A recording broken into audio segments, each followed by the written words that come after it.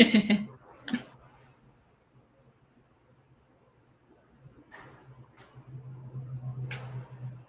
usually on the other end of this thing, watching a lot of live talks. So, role reversal. Not for long. I mean, once this Mlima's Tale video goes out to the world, people will be banging down your door for TV interviews.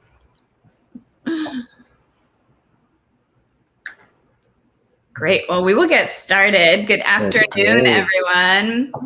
My name is Amelia Costa Powell. I serve as the Associate Artistic Director at the Repertory Theater of St. Louis, and I am thrilled to be joined today by Kambi Gathesha, our actor playing Mlima in Lynn Nottage's Mlima's Tale. Hi, Kambi.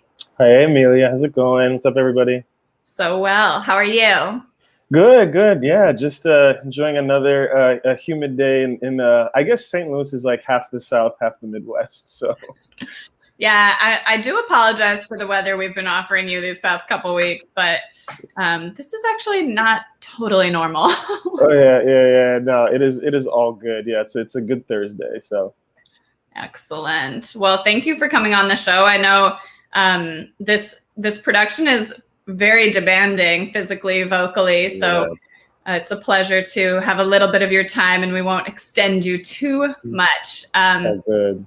I'd love to just start by asking you to introduce yourself. Tell us a little bit about who you are, where you're from, and maybe a unique fact people may not know. Sure. So so I am Kambi. I'm playing Mlima in this very, very physical, very, very athletic production. Originally, I'm from Kenya. I call New York home. I've been there for a very, very, very long time. And I kind of grew up all over, spent a significant part of my childhood living in Saudi Arabia, and then later with my family relocated to the DC area, which is where I went to high school, and then came to New York. So I guess that kind of folds into the fun fact that I kind of grew up all over the place. Oh, and I almost always wear this bracelet, which is like, super nationalistic, but kind of identifies where I'm from. So. You wear it in the show, your Kenya bracelet. I do wear it in the show. I'm very grateful that Sharifa was just like, I actually think that works. We'll keep it. So that's awesome. Cool. Well, while we're talking about your origins, I'd love to hear your theater origin story. How did you get into performing and make it your career? Yeah, no. So, I mean, I always had music and dance and then later theater in my life. It was really just kind of like an essential part of my family and just like the community that I grew up in. And I was actually, when we moved to the States, I was really, really fortunate to go to a high school that had a tremendous arts program. I mean, the county that I was in had, musicians who are now like super famous and like actors and dancers. So just having that foundation was really formative for me as a teenager. And then, of course, coming to New York, like as an undergraduate student and getting a chance to see theater. So I would say like I really took it seriously in high school. I actually took a break from it when I came to New York, which is kind of ironic. So I've been living in New York for a long time, but I haven't been acting the whole time. And so just, being around different artists and different mediums from like choreography to dance to theater really was formative for me. Yeah. I think that's actually something that makes you such a compelling artist, is that you are a fantastic actor, dancer, multi-talented performer. You also have a lot of interests, and correct me if I'm wrong, you're also pursuing a history degree? Yeah. So I went to conservatory right out of high school, which had some, good and bad elements to that as well in terms of what I got, but also what I thought was missing. And then took a break and did a slew of things and found my way back into the arts, but alongside, really wanted to sort of satisfy this craving for kind of not necessarily academia, but just wanting to be stimulated in a different way. And so I went back to school and took a degree in African history. So very different from dance and theater. Well, not so different, but, not exactly close. Well, but interrelated. Yeah. I mean, with this piece, at least, there's so much richness to having that level of analysis in addition to your kind of technical performance skill, if you will. I think that's beautiful. Yeah.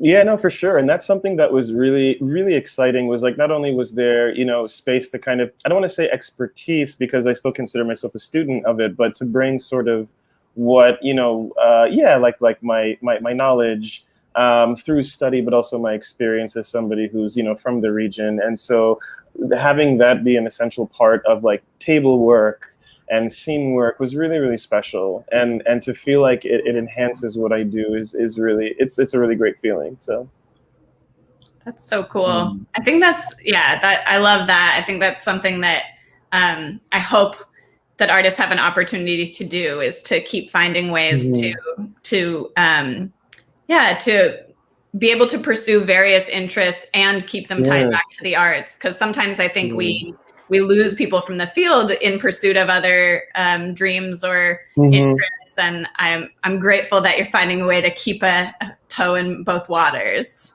Yeah. I mean, it definitely requires, I think, being present with like each task, and like, also just figuring out, you know what I mean? Like, I have a partner who's also like a multi-hyphenate. And so, we talk a lot about just like ways to make it work. And so, I think my hope is that more of a space will be available so that people can, bring kind of like the full range of their interests and, their abilities to whatever project. So I'm with you on that. Well, let's talk a little bit more about Mlima. Can you tell us about the experience of portraying this character? For some, I imagine lots of folks watching have seen the show. Some may not have. Mlima is the elephant, but then also the tusks and also the spirit of the elephant. And how did you approach playing this character who's not kind of human? No, thank you so much for that. It's so exciting and so challenging, and so there's so much I want to say. So like I'm trying to figure out like how to start. I think that the first thing is like, it was such a great exercise so there was a moment in rehearsal where we had the director and then we had our choreographer. And then I had to step out of the room, and so the choreographer like filled in for me for a moment. And so then when I came back, I had to like watch the scene to kind of pick up the blocking. And just watching it from the outside was so amazing, because I was just like, just what he was doing with his body and no language. And that was the moment where I was just like, oh, like, yes, like the body is just so strong and like conveys so much. And so having a role with like Mlima, where, it is his story, right? It's Mlima's tale, but it's told through his experiences, his relationships to other people, and through the language of the body. Taught me so much about like, I don't know, actors, we talk so much about like, working too hard and like settling into it and kind of don't feel like you need to do too much and just like relax into the language or the scene. And to be able to like have to practice that every day was really a joy. And so for me, it started with, with the body and with space, and not taking for granted just like what story people are getting from a gesture, what story people are getting from breath. That was like a huge thing. At one point, the director said, people will follow Mlima through your breath pattern. And that was kind of a revelation to me. I was just like, oh, like, and intellectually it makes so much sense, but like to practice that was really just a treat. And so just kind of starting with the body and being like, okay, that's a language. How he breathes is a language. How he gestures is a language. How he shapes his tusks is a language. And then we have on top of that the literal language, which is the language that Lynn Nottage gives us in certain portions of the play. So it was kind of an opportunity to not to be cliche, but to really just play and kind of like figure out your own way. Because even with table work, it was like, you have the beginning lines that Mlima gets, and then so much is just whatever feels right for this production, So yeah, it was a really, really dynamic process. That's great. That's such a cool insight into how that works. Can you talk a little bit about how you either differentiate or don't kind of more literal interpretation or imitation, like of how elephants move and how you maybe researched that versus the kind of the abstraction and the metaphor and how you play with that? Yeah. It was actually really, really cool to have to do research on elephants. I didn't realize they were so fascinating, but they're actually super, super dynamic and just really fascinating creatures. One kind of dramaturgical thing I stumbled upon was there's I think she would be identified as an anthropologist, maybe, but she's actually creating a dictionary of elephant sounds, and has been Mm. studying elephants for, I want to say, 30 years. And like, and so that's like each yell, each yell means something different. And so vocally, I really tried to play around with, because in the research I did, like based on how an elephant will pitch their voice, other elephants will cue into if it's a distress call, if it's a call that they should flee. And so kind of finding those moments, like when Mlima is like, there's a scene where he confronts like his poachers, and that kind of yell comes out of that. And so to kind of really be specific, like I didn't want to only live in the world of abstraction. I like, as a dancer and in other mediums, like I love that and I love abstraction, but I was just like, let me like really push myself to be specific. And so kind of like when Mlima is not the spirit, how he carries his hands, right? So I played around a lot with like never having my palms showing, just always just keeping them in a fist, and like kind of like always leading with a particular part of my body. And so that was great because it pushed, because even in the abstraction there's a specificity. Do you know what I'm saying? Because like you want to keep the essence of Mlima even though he's in this like other realm. So physicality that harkens back to who he is as an elephant. But like with the animal, really playing around with just like those kinds of little physical things that like I can try and convey in like my human body. And another huge thing that I really tried to approach and play with was like size. And so because there in the script there are there are references to, oh, he's so big, Mlima the mountain, Mlima this, Mlima that, and references to his size. And so trying to really capture the size of this animal. Yeah. Well, it's very successful, I have to say. I think Awesome. that it's beautiful, particularly, as someone who, I think I've seen the performance at least 14 times. And I love that there's I get to hear, now that I'm familiar with it, I get to hear some of the nuances of the reaction, and just the kind of in the opening scene that is kind of Mlima's life in the savannah. Yeah. I love to listen to the audience as they kind of connect, and you can always tell within 60 seconds in, people are really seeing the full world they're seeing with the elephant. So that's awesome. Beautiful work. Thank you.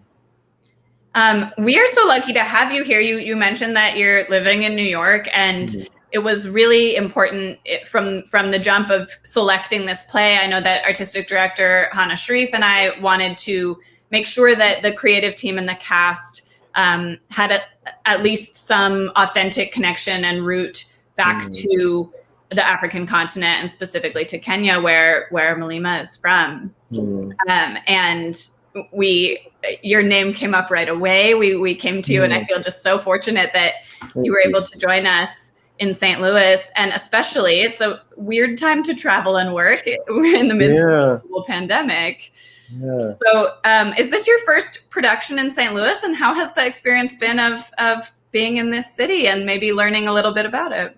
Yeah. I mean, my first time, in Missouri, in St. Louis, it's been so great. I mean, I was gonna say St. Louis is deceptively cool, but it sounds super disparaging. But so I remember being on the phone with a friend of mine when I first got here, and she was just like, oh my gosh, like, do you know how important St. Louis is in like the history of the Great Migration and like the history of just like Black music, like really soak that in. I was just like, I did not know that. Let me do my research, and just just like the amount of history that is in St. Louis, the amount of like really key communities and neighborhoods. Obviously Ferguson is close to like where we rehearsed, and like the various sort of like museums, like really celebrating music. So it's been really great to just be in a new place after being, so all of us have been settled for so long, and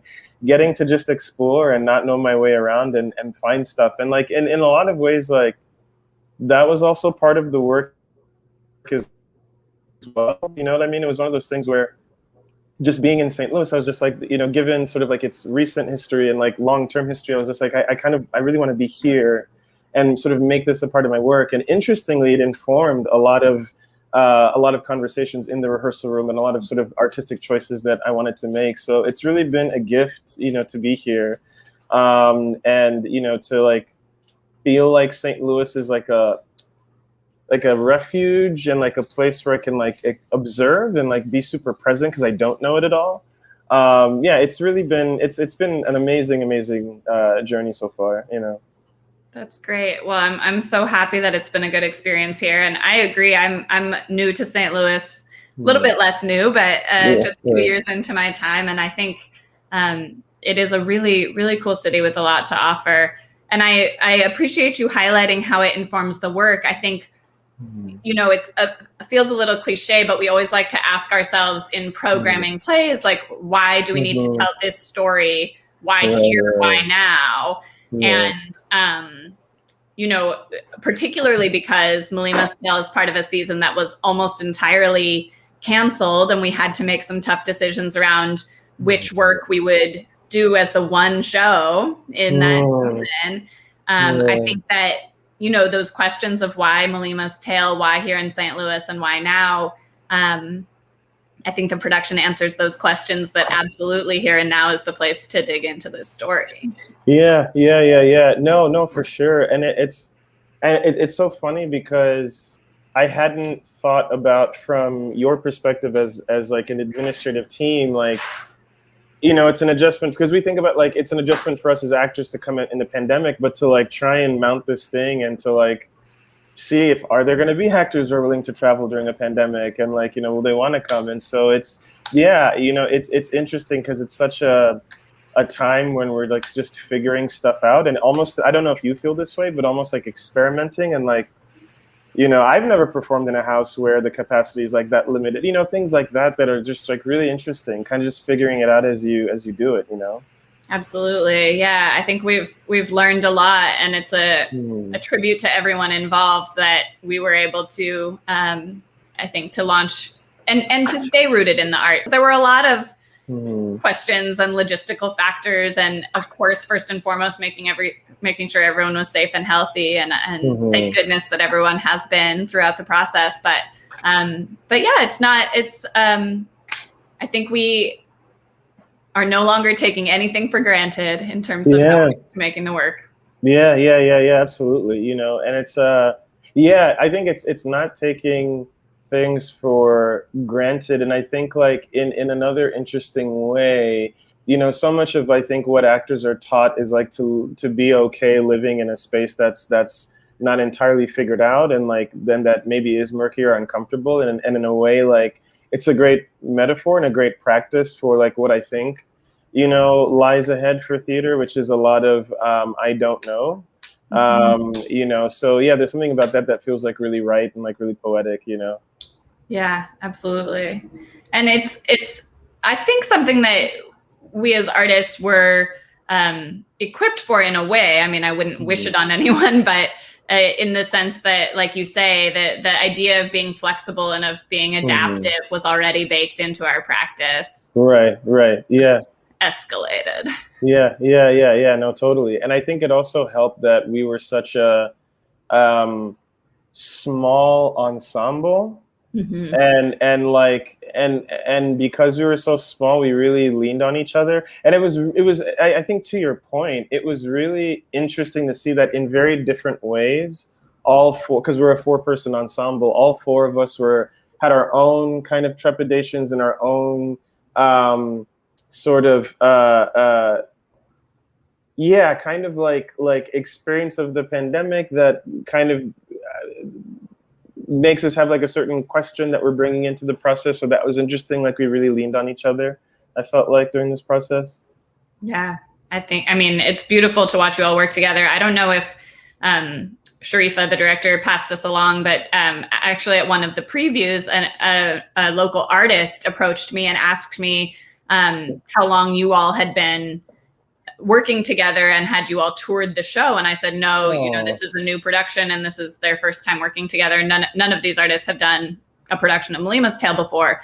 And this artist was just shocked and said, like, but the ensemble is so locked in together. I thought for sure this was years of collaboration. So that's really to the connection you have. Yeah, no, that's awesome. And we definitely felt that. And I think that like another really cool thing that I loved about the process is like there was so much curiosity in the room, in the sense that like, I can speak to, the sort of African diaspora aspect of the play, but I can't when it comes to like the Asian diaspora that's represented in the show. And so having someone, a member of the cast, who could sit with us and like walk us through like, oh, when you hear certain languages, these are the tones that you're hearing. And like the fact that he can like clearly mark it out, you know what I mean? In a way, like when you have somebody with that kind of cultural resource, like it really does make you lean in, And so there was just like a lot of curiosity. There was so much like care,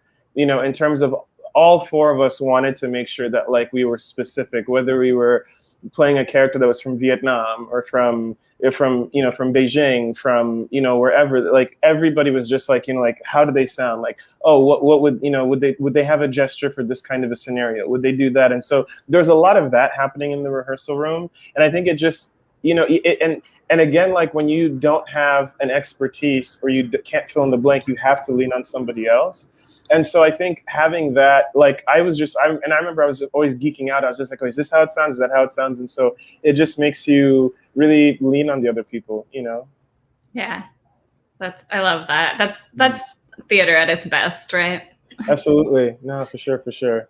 We have a question from a viewer in the chat on Facebook. Rob is asking what your favorite part of the show is to perform. Oh gosh. I really, really love the opening monologue that Mlima has, because it's such a chance to connect with the audience. I was sort of given the note to treat it as a direct address, and so what's great about that is that like it's so different, and I'm learning so much about like what that actually means, like what direct address is, and like how do it makes me feel really present, because every night is different. Sometimes I'm just like, okay, do I like look them directly in the eye? Do I like look into that like nebulous space? So it's like I'm looking at them but not looking at them. Do I take in the surroundings? So that moment for me I love, because it does feel like a really in the moment thing. So yeah, it's beautiful. Mm-hmm. I'm curious. Some of the folks who watch this segment are students, and I'm curious if you have any advice for folks who might want to pursue performance as a career. Wow. Again, there's a lot I could say. I think two things that I hope are useful. I think one, people always ask me, not always, but people sometimes ask me, oh, like you went back to school for this, and oh, so do you not want to be an actor, or like, oh, are you pivoting, and for me, like it was to your point, it was all a part of one project, right? Like my background as a Kenyan is obviously very essential to how I walk through the world. Wanting to learn as much about like the longue durée of where I come from was very, essential to my personal development. And so because of that, it has no choice but to inform what I do as an artist. And so I would say that, one thing I could say, which is super abstract, is that pieces will fit together in sometimes very strange ways. So that's one thing that I would say. There's the classic advice of it's a marathon and not a sprint. And there are just so many different, like what is exciting is that, when I was in school, which is a while ago, not too long ago, but was a while ago, there was still this idea that like, if you're an actor, it's Broadway or LA. And, I meet and over the last maybe 15, 16, 17 years, I mean, I don't know a single actor who's not a DJ or a poet or a visual artist. My partner is a photographer and a videographer and makes her own dance films. So just like what it means to like do your thing or be an artist, like, I mean, people are really breaking down those barriers, and I think it's really exciting. And I think maybe, I assume if someone is a student, it might come with like trepidations of like, where do I fit in, or how do I find my niche? And I guess the one thing I'd say is just like whatever is your muse, like follow that, because again, I think pieces fit together in such an interesting way, so yeah. That's great advice. I completely agree. I do think an openness and a curiosity and a ability to follow whatever pulls us is really important, and keeps the joy, right? Because I don't think we're any of us in it for the money. Yes, this is true. No, I think that's so spot on. I think it keeps the joy, and I think it makes it again, it's like on your own terms, and like I feel like I'm the happiest not only as a creator but just as a person, where it's just like when I listen to that muse, and in some instances it's been, for this next couple of months I'm working as a choreographer, or okay, this is when I'm writing, this particular couple of months, it's like getting back into, as a performer. So pieces fit together, and, keeps the curiosity, and you can be an artist on your own terms, Absolutely. It's a great message to share. Thank you. Thank you. I have one last question for you, and then we're going into our lightning round. If you had magical powers and you could just snap your fingers and change something about our industry, the theater industry, that is, I guess you're in a lot of industries, but what would you change? Oh, wow. I don't know what a like theater for the people / workers theater, like an all power to all people type of a theater like infrastructure would look like, but that's something that I think about a lot, living in New York and living in a place where I'm not naive to the limitations of commercial theater at the highest level, and who is excluded and who's not. And so how to like have a theater that like really is like a for the people, like by the people, and like what would that look like? So that's something I've been thinking a lot about, within the context of like this, the economic crisis and like the pandemic and what have you. So yeah. Beautiful. I'm in. When you crack that, I would love to join. I need a brain trust.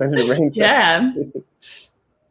Okay, well, we're going to move into our segment we like to call Fun Facts in 60 Seconds, where I put 60 seconds on the clock and then I ask you a series of hard-hitting journalistic questions. No doubt. You ready? Yes, let's do it. All right. What is your favorite season? Summer. Favorite color? Blue. Favorite food? Cheeseburgers and French fries. Newspapers or magazines? Magazines. Morning person or night owl? Morning person. Yeah. Favorite pizza topping? Sausage. Puppies or kittens? Puppies. Favorite show to binge watch? The Office all day. Favorite visual artist? Wangechi Mutu. Yeah. Driving or flying? Ooh. Flying. Yeah. Favorite game? Cards Against Humanity. Nice. This is going to be hard. Theater or dance? Oh, Amelia, you know me too well, my friend. Oh. The clock is ringing, but you still answer that. Theater. Beautiful. Kambi, thank you so much for coming on to Flippin the Script. It's such a joy to get to chat with you. It's been a pleasure working with you, and I'm glad for our viewers to have a chance to get to know you a little better. Viewers, if you have not seen Mlima's Tale, you must see it. It is, I don't always say this about every show at the Rep, but this really is a must not miss. Kambi is here playing Mlima in St. Louis through July 11th. At Coca, the Burgess Theater, beautiful new space. Yes, yes. If you are not in the St. Louis area, you can still see it. It will be streaming online from tomorrow, Friday, July 2nd through July 25th. So go to repstl.org and get your tickets.